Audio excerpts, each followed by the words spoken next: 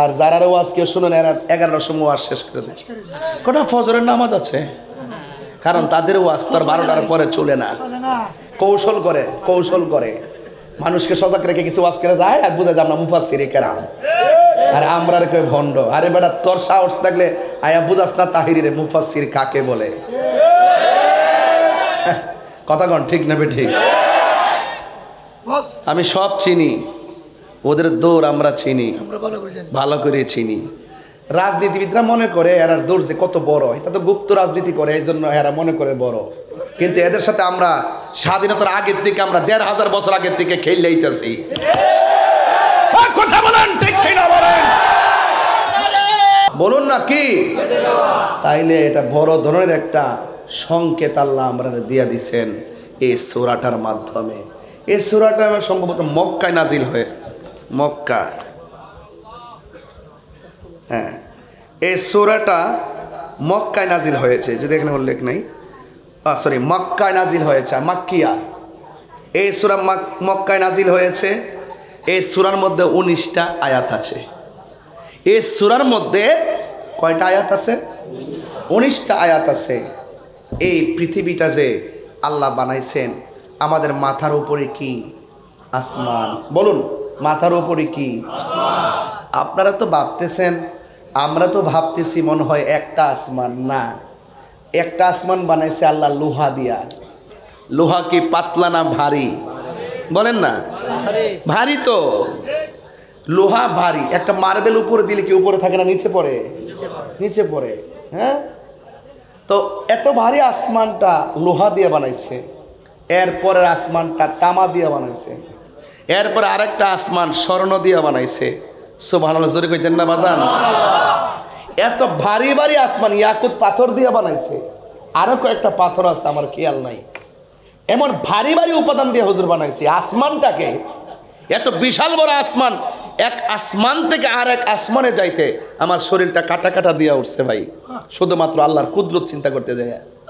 আমার আত্মানি খুব ভিতরটা কাঁপা উঠছে। এত বড় আসমান আল্লাহ বানাইছে শুধু বান্দার জন্য। ওই আসমানটার মধ্যে একটা চাঁদ লাগাইছে দিনের বেলা বান্দা চলার জন্য। ওই আসমানে একটা সূর্য লাগাইছে বান্দা স্নিগ্ধ আলোতে ঘুরে বেড়ানো বিশ্রামের জন্য। আল্লাযী খলাকা সাবআ সামাওয়াতিন তিবাকা, এই আসমানটাকে আল্লাহ 7টা স্তরে বানাইছে। একটা আসমান থেকে আরেকটা আসমানে যাইতে 500 বছরের রাস্তা। এই সংকেতটা আল্লাহ দিয়ে দিয়েছেন সূরার ভিতরে। ইজা সামাউন ফাতারাত, যখন আকাশটা ফেটে যাবে। এটা কি পাতলা আকাশ না ভারী আকাশ? তো ফেটে গেলে আসমানটা কি উপরে থাকবে না নিচে পড়বে? তো আপনি যাবেন কোথায়? আমি যাব কোথায়? যারা থাকবে তারা যাবে কোথায়? আল্লাহ বলছেন ইজা সামাউন ফাতারাত, যখন আসমানটা ফেটে যাবে। আকাশের ভিতরে মনে করেন গ্লাসের ভিতরে পানি আছে, গ্লাসটা ফেটে টুকরা হয়ে গেছে, পানি তো গ্লাসেই থাকবে, ঠিক কিনা? ঠিক না? হেবরে ঠিক না?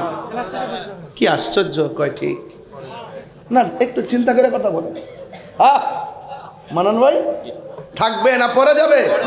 হায় হায়, এলাক না, মনোযোগ না, ঘুম পেয়ে গেছে ওদের, ঘুম পেয়ে গেছে। এত ভারী বিষয় দিচ্ছেন, রাত্র 9টায় দিলে ভালো বুঝাইতে পারতাম। 11টার পরে ওয়াজ, তাফসির বোঝানো যায় না। এরপরে সুন্নিরা 3টার পরও তাফসির বুঝে। আর যারা ওয়াজ কেউ শুনেন এরা 11টার সময় ওয়াজ শেষ করে দেয়। কটা ফজরের নামাজ আছে, কারণ তাদের ওয়াজ তো 12টার পরে চলে না। কৌশল করে মানুষকে সজাগ রেখে কিছু ওয়াজ করে যায় আর বুঝে যায় আমরা মুফাসসিরে কেরাম, আর আমরা রেখে ভণ্ড। আরে বেটা, তোর সাহস থাকলে আয়া বুঝাস না তাহিরিরে মুফাসসির কাকে বলে? কথা কন ঠিক না ঠিক? আমি সব চিনি, ওদের দৌড় আমরা চিনি, ভালো করে চিনি। রাজনীতিবিদরা মনে করে এরা দৌড় যে কত বড়, এটা তো গুপ্ত রাজনীতি করে, এই জন্য এরা মনে করে বড়। কিন্তু এদের সাথে আমরা স্বাধীনতার আগের থেকে, আমরা 1500 বছর আগের থেকে খেলে আইতাছি। কথা বলেন ঠিক কিনা বলেন?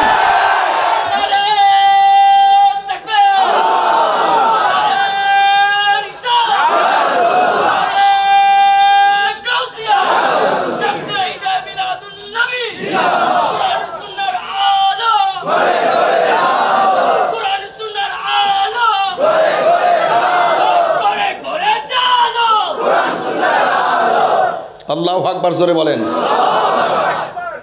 আমার কথায় কেউ রাজনৈতিক গন্ধ খুঁজবেন না। এবার আমরা সুন্নিরা খুব চিন্তা ভাবনা করে এক হয়েছি। সুন্নিরা কি এক না দুই? যদি কেউ আলাদা কোনো কমিটি করতে চায় আমরা পায়ে ধরব, বলবো যে আলাদা কইরেন না, আগামীর ভবিষ্যৎকে আপনারা অন্ধকারে দিয়ে যাবেন না। এক থাকলে সবাই লড়াই করে বাঁচতে পারবো, আলাদা আলাদা থাকলে কেউ টিকতে পারবো না।